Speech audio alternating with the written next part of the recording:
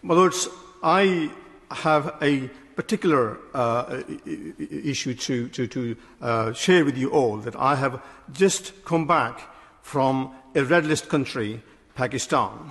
And my experience, and I would like to share that, Pakistan, the region that I went to is Azad Kashmir, where majority of the people who are known to be British Pakistanis come from, and they keep going back and forth to that area.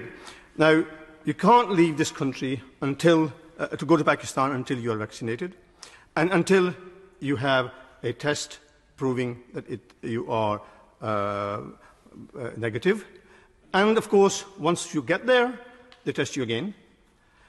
And once I was there, what I witnessed, vaccination program in the area, widely accepted, people queuing up every day outside the vaccination centers, and vaccination is down to school-age children now.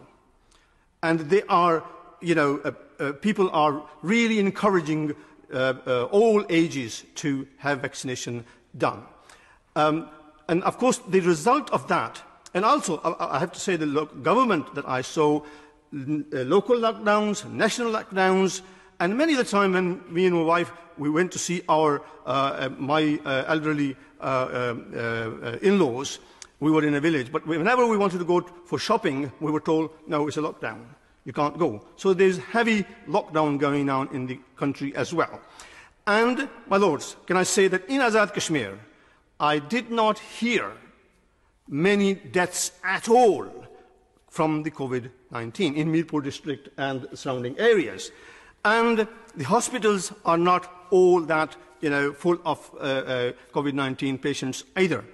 And that is where majority of the Pakistani, British Pakistanis are travelling to and from. And my experience has also been that on return, my Lords, on return, obviously we couldn't come back without showing a certificate of vaccination and tests. Here, experience from getting from the aeroplane, the minute the flight lands at the airport, to getting to the hotel within London, nearly 7 hours. It's torturous.